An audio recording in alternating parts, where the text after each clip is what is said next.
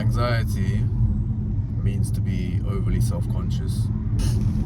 The times when I felt most anxiety in my life are the times when I've been the most self-conscious.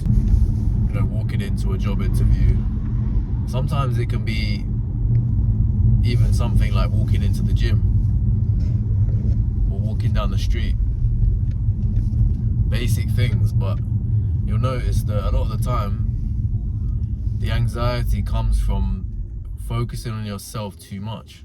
It might be you're focusing on who am I going to look at someone, and am I going to make eye contact with someone, or how are people reacting to me. It's all self-based. Something like walking down the street, I used to actually struggle with this because I'd be walking down the street and someone walks past you. Do you look at them? Do you not look at them? Do you make eye contact, or do you avoid all eye contact? So even little things I have struggled with in the past because I've been over analysing what should I do, what should I not do. And it's also fascinating how when we're walking down the street, how we react differently to different people.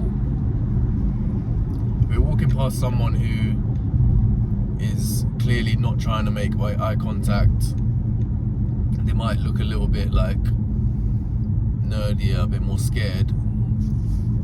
It's funny how we come out of our shell and become more confident from their lack of confidence. And no one really talks about this. Everyone just thinks of it as just normal stuff. But if you walk down the street if you walked past someone in the street who is quite a dominant figure, like quite big, look a bit more aggressive, your natural instinct might be to just look down.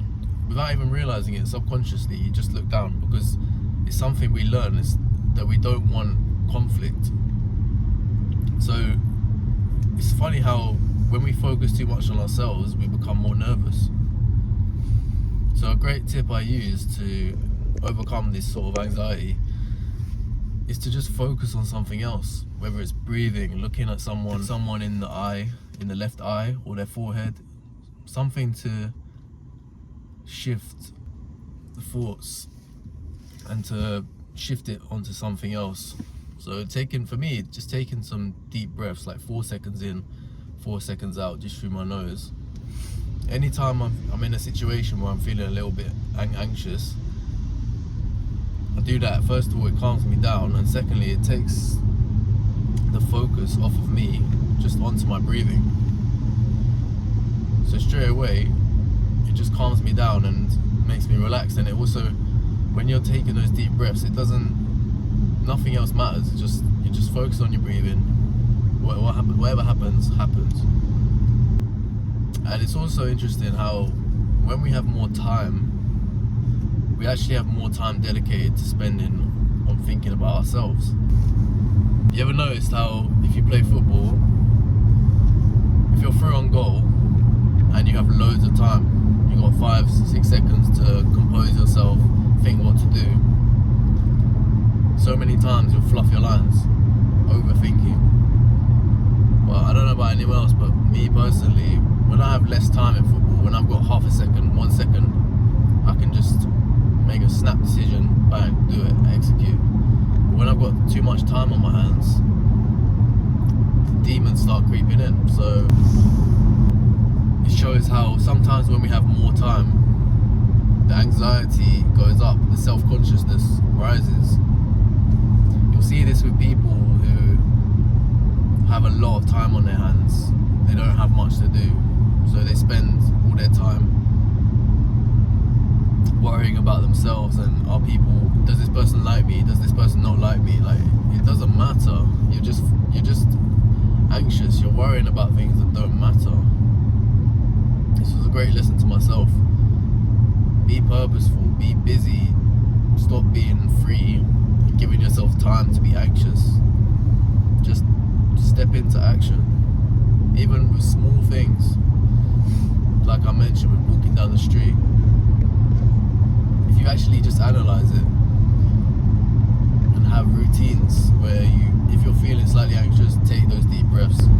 If you're walking down the street, don't avoid eye contact, make eye contact for a couple seconds. You know, why are you worried about whether someone thinks you're, you know, aggressive for making eye contact, or why are you worried about, you know, making eye contact with someone and then they make eye contact back? Like, nothing's gonna happen. And even if it does, even if a conflict arises, well, so what? You need to embrace sometimes you need to embrace these sort of conflicts.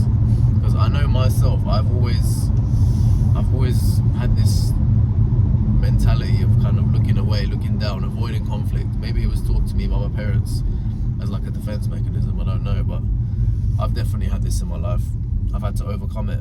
And for some people it might seem silly, because why would something so small and trivial matter? But everything matters, because once you master the steps with small, you can do it with bigger.